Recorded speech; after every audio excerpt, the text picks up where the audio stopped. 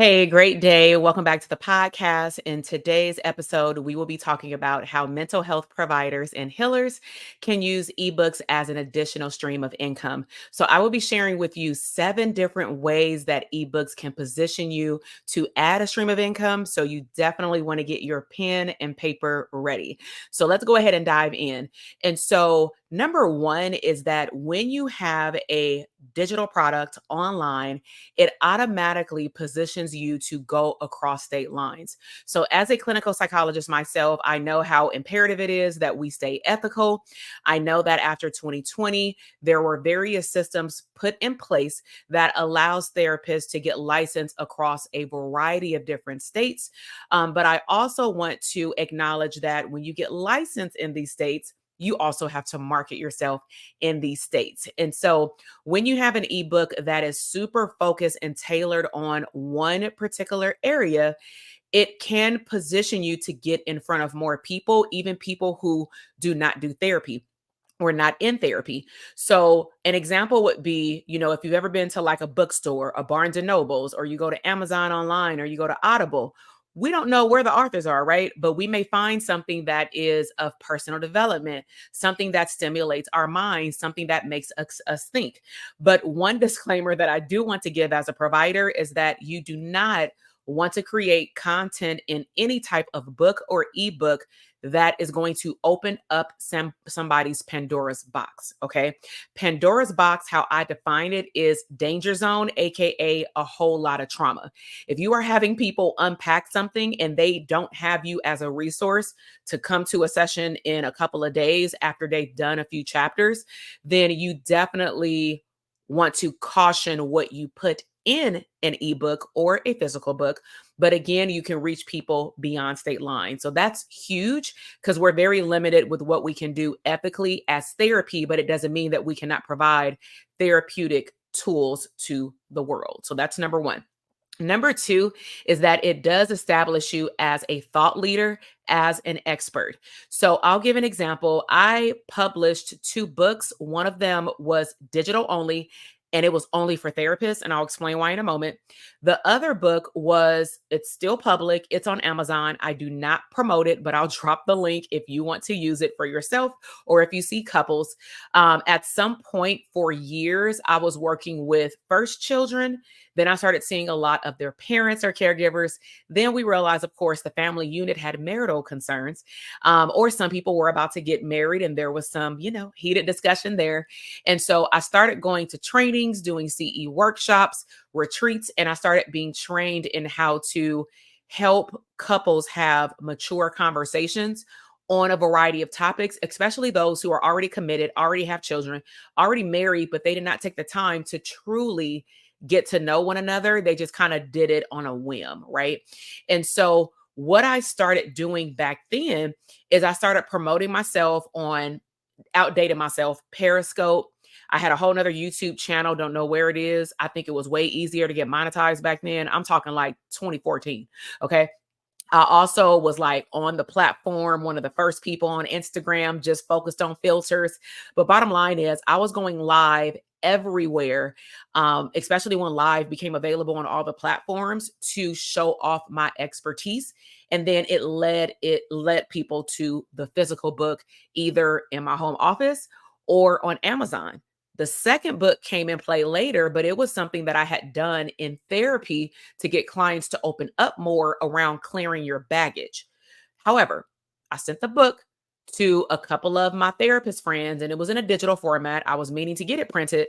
And then a very good friend of mine said, "Hey, T, I don't know. We work with people with trauma and this might be, on the edge if they ain't got no therapy," because it's not that it was like gory or anything like that, but it would make somebody potentially unlock something. And if they don't have support, that can be very dangerous. And I don't want to put somebody in that position. So I chose to stop marketing the second book. And when therapists were interested in it, I would give them the digital copy. So I'm sharing this because I was still known in both of those areas for the book because they went hand in hand. People who have baggage often take that back into a relationship. That baggage prevents them from having open and mature conversations with their partner, right? So they went hand in hand. And people who were in therapy with me technically got both. Okay. But you want to use an ebook topic that creates a space where you can speak up well around that area. And the best thing that I would say that I actually teach my coaching clients is if I had a live event and let's just say I needed to leave out for 30 minutes to an hour to do something, and I wanted to bring you on the stage and you can talk about anything you want in mental health. What's the one super specific, narrowed down thing that you can talk about for 30 minutes to an hour with no prep, no slides on a whim? I'm sure you can do it. And what therapists realize is that they have way more knowledge than they think, but we overthink. Therefore, we get paralysis in our mind and then we don't do anything. Okay. So establish yourself as a thought leader. Number two. Number three is an ebook can position you to clearly have another stream of income. Now, some people may say, oh my God, I'm going to have passive income. Well, it depends because in the beginning, it's not going to be so passive because you are actively marketing it. And to be honest, in 2024, I just don't believe that at this point, much of anything in the digital product space is passive because at least somebody has to monitor the sales. They have to monitor somebody getting the download, somebody, if it's a physical product, it being delivered. They have to handle customer service. So even if you are hands off in the beginning, you're probably very much hands on. So it may take you some time to get to the passive route, but I just wanted to put out there that I'm a systems coach. And I truly believe that when entrepreneurs, therapists or not, when you slow down and you think about what are all the steps and you get help with all the steps to launch a digital product and you do it at your graceful pace, then you will come out on top at the end versus trying to rush and just get this quick $10. You're going to burn yourself out, but it can open up another stream of income. Number four is you can also use an ebook to provide a resource guide for potential clients. So what do I mean by that? Let's just say this actually happened a while ago. I not created all of these processes because of things that have happened in my private practice. So from time to time, I would get someone who calls in, we're a great match, but they literally cannot pay. They don't have the insurance panel that I was on, etc. So I will redirect them to my resource guide on my website. And on my resource guide, I would have a variety of things. But one of the things would be some of the books that I wrote. So if it is applicable, and they cannot do services right now, of course, I'm going to encourage them to find someone in network or find someone they can afford.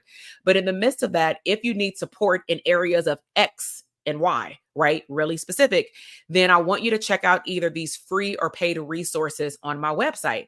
Now, get this, it can totally be free, but then you can go into another one that I'm going to mention later, which is collecting email addresses so that you can just build a relationship with people who are interested in your expertise. Okay.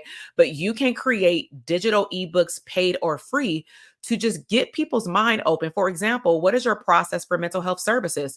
Why is it beneficial for people, let's just say of color, to get mental health services? We had in our group practice a therapist who did therapy in Spanish. So I could have her, for example, write something that we can package in an ebook back then, for example, that talks about why is it important for certain individuals to do therapy in their native language because certain words do not translate over to English in therapy. Okay. And so that's an ebook for my bilingual people out there. Okay. So resource guide for potential clients. Number five is it enhances your online presence automatically. And I'm going to couple that with the marketing and branding of your expertise. When you go online and you let people know that I have an extension of my services that I would like to pour out into the world, and I want people to know that I have this resource that you can have for free, for $1, for $7, for $20, click the link in my bio, click the link right here on the story, or click the link on my website, right? It automatically just places you in more places. And more now than ever, it takes people a couple of touch points to be able to pay attention unless they already have a relationship online or in person with you. They have to see your stuff over and over again. So prime example is if you shop on Amazon or most websites at this point, they have what's called abandoned cart. If you have a checkout system, you can actually, if you have a certain level in the system, you can click off saying, I want to turn on abandoned cart. Let's just say you put some stuff in your cart on Amazon and then you're like, not right now. I'm gonna go back later. What will happen is you'll start to get alerts on things that are in your cart or something that is similar to the things in your cart, telling you either the cart price went up or it went down, it's no longer available, or this is also suggested to you. That's the algorithm that's been around for years, right? That is following you. Now, the thing is, you may not ever return back to that cart unless they keep reminding you. And think about it, when you used to, or when you've gotten any of those abandoned carts on like a shopping store for clothing or anything like that, they may even offer you like 50% off or $20 off this pair of jeans if you simply just come back and complete your transaction. But what they do is they follow up with you and they are in your face multiple times. They're in your inbox, AKA increase online presence. The more times you see it, if you want it, you're more than likely going to get it if you see it more. Okay. Number 6 is building an email list. Now, by far, this is one of the biggest areas that people sleep on in my community the most. Okay. I don't need no email marketing. I just got a private practice. Now, get this, everybody in your private practice that's a client, not going to stay your client. Let's just say if you want to do a retreat and this client has graduated 2 years ago. If you have a therapeutic retreat, you can't reach out to past clients and ask them, do they want to attend? Right? Think about that. What if you had clients that were not a good match for your services, maybe only due to schedule conflict, but you're a parenting expert and 6 months from now you have a parenting workshop? Well, they can do the 2-day workshop, but they may not be able to do 6 months of therapy.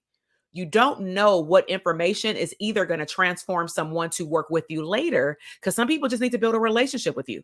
And then also, it can just continue to give you that online presence. And of course, when they opt into your email list, potentially with a free ebook or free download, you're then going to give them valuable content. So, one thing that I was most recently reminded of, because sometimes I can get out of this era, is serve first, sell second.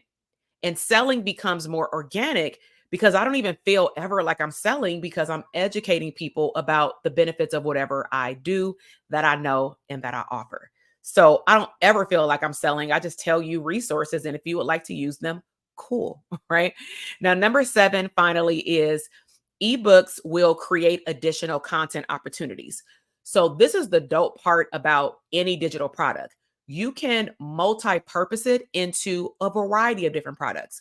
So let's just say if I had a free ebook on topics for ebooks, right? I can put it in a digital download. I can do a workshop and go over it in person and let people ask me questions.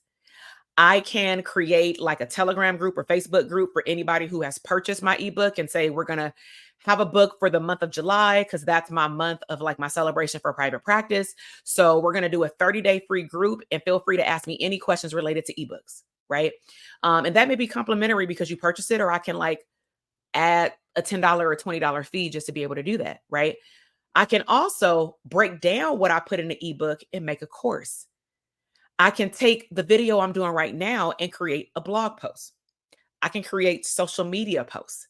You see how I can take one thing and repurpose it into smaller, more specific, or blow it up and make it bigger pieces of content.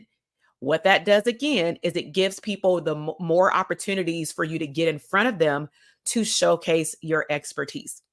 So I really hope that you've enjoyed these 7 hacks and tips around how you can use ebooks to add an additional stream of income. Now, if you want to see resources around ebooks today, I would encourage you to check the description box. Recently, I dropped on Instagram and through my email list community, and they went crazy.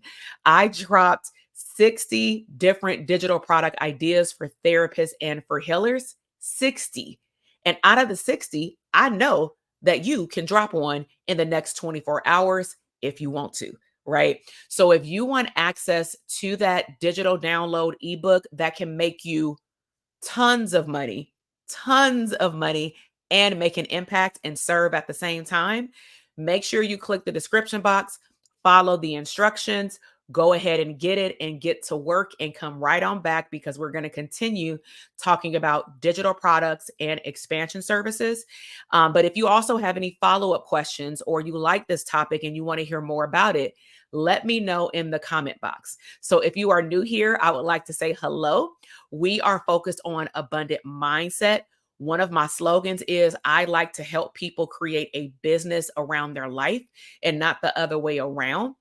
And so, if you are new here, again, welcome. Make sure that you subscribe to the channel so that you can be notified of any future videos that drop. I have a collection of different variations of content from private practice to expansion, but I also like to blend work-life integration because that's another part of our community is my clients ask, how do you run two different businesses per se, mental health and a coaching business, and you have two kids, you have a husband, you travel, you live a good life, you have fun. Hey y'all, but I'm human though. But at the end of the day, they ask me about balance, and I'm like, well, I do work-life integration, and let's talk about how. And so if you have specific questions around that, please feel free because you will see some lifestyle videos drop, especially around the summer, but throughout the year around a family vault type to not only share with you all what we do as a family, but also to create a family vault for my kids because I want them to be able to log online and see all of their memories and not have to search for them, honestly, in a photo album. So these are one of the benefits of going digital these days. So again, check out the 60 digital product ideas for therapists and for healers right here in the description box. And I will see you in the next episode. Bye.